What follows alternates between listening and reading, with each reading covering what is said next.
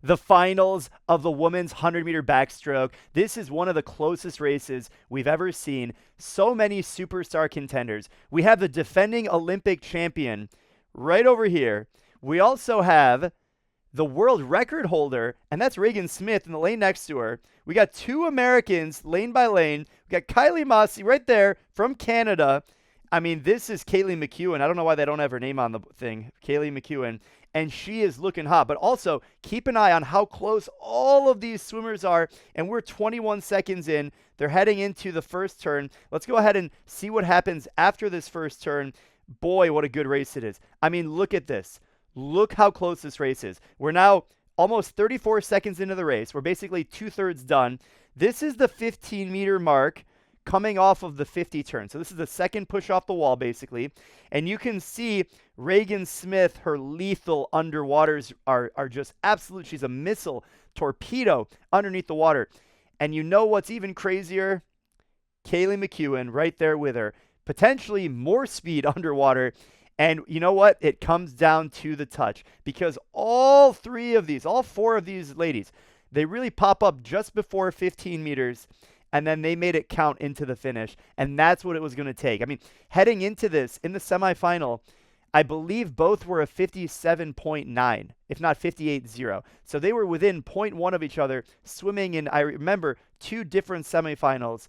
And we knew this was going to be a big race. We knew there was something on Regan Smith's shoulders because she is trying to defend her world record. And if you're the world record holder, you should be the favorite to win.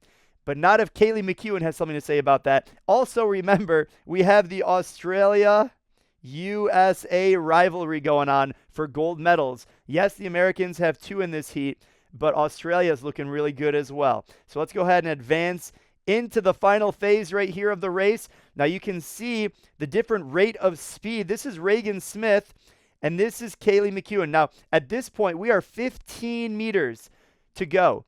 This is the end of the race right here. We are 15 meters to go, and it's really anyone's race. I mean, literally, any of these 4 ladies can take this win. Literally any of them. I think this is like a second line right here. They're out of the race for the win. But in terms of getting on the podium and winning this event, this is literally 15. I mean, we're at 48 seconds. There is less than 10 seconds left of this race, and you couldn't call this at this point. That's how close this race was. And when you go into the finish, it's Kaylee McKeown for Australia, victorious with a new Olympic record. Remember, the world record, 57.1 by Regan Smith. The Americans go 2-3, but gold goes to Kaylee McKeown. And you can see it right here on the finish. This is the finish. This is what I'm talking about. You can see Kaylee McKeown had a big surge at the finish. She was able to maintain her speed. And you can see Regan Smith right there. And you can see the margin, right? Look at that.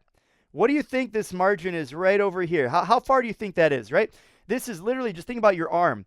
This is less than an arm's length away. And then between second and third, even less than that. And remember, these ladies are moving fast. They're moving at, almost 2 meters per second. And it's over before you even knew it started.